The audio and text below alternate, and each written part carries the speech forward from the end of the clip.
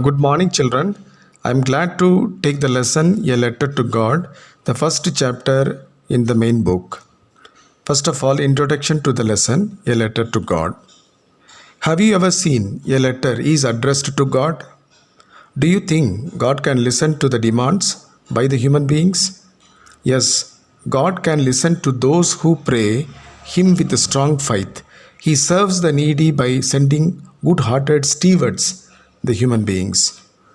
Lencho is a farmer who writes a letter to God when his crops are ruined. He is asking for 100 pieces from God. He writes a letter to God, put a strong demand of 100 pieces to God so that he can bring up the cornfield to avoid starvation. He writes a letter and drops the letter in the post office. Does Lencho's letter reach God? Does God send him the money? You think about the possible answer for some time until we discuss about it in the next episode. Theme of the lesson. The lesson explicitly projects to the readers the importance of faith. Stronger faith in life can even move mountains. The faith on others comes from the faith of self. Yes, one must believe what he thinks. It opens up confidence in a person, and the impossibilities also can be possible then. The lesson also shows the light of the protagonist, Lencho, who is a very simple, honest, hardworking farmer. So the lesson also is the best example to understand God helps to those who live in truth and honesty. Let us deal the chapter A Letter to God. The only house in the entire valley which sat on the crest of a low hill was Lencho, the farmer. His field was on the bed of the river, and the field now promised him a good harvest with a ripe corn dotted with flowers. The beauty of the field could be viewed from the top of the valley. It was a dry land, wanted badly water.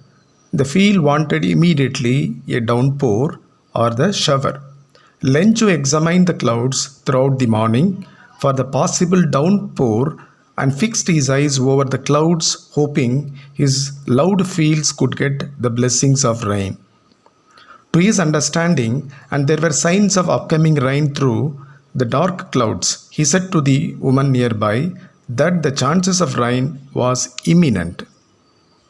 The woman, who was busy in preparing supper, replied optimistically that there were chances of raining by the will of God.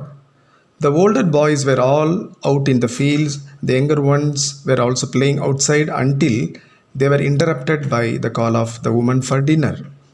It was during supper. Lencho predicted a good pour, which started falling now, but all of them were bigger in size. Towards the northeast side, a huge sized clouds were approaching. The cool air was fresh and it was sweet with fragrance.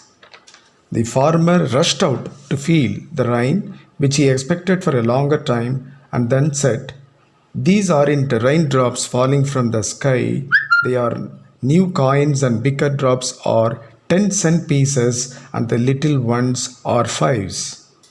It is the most important expression by Lencho. You need to understand the expression more importantly.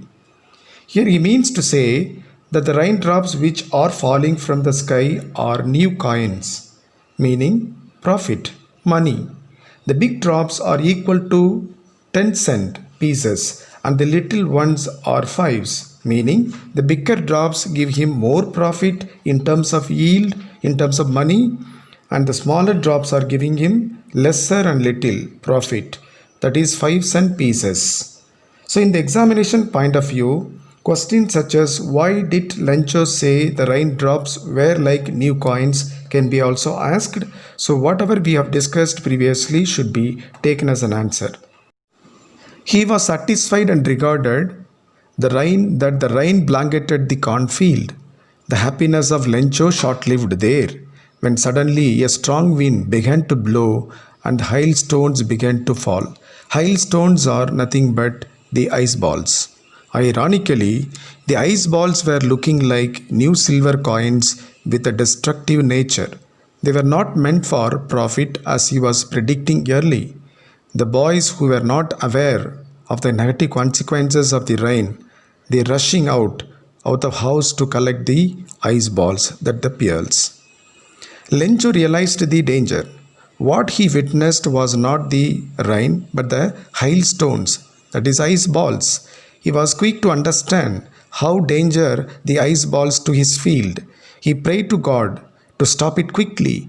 For 1 hour, the rain rattled the roof and the field, and his cornfield was ruined completely, and then the entire valley.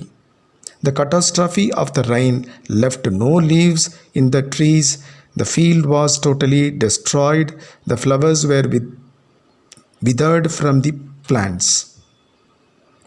It was like a plague of locusts, the insects. He filled with remorse and pain.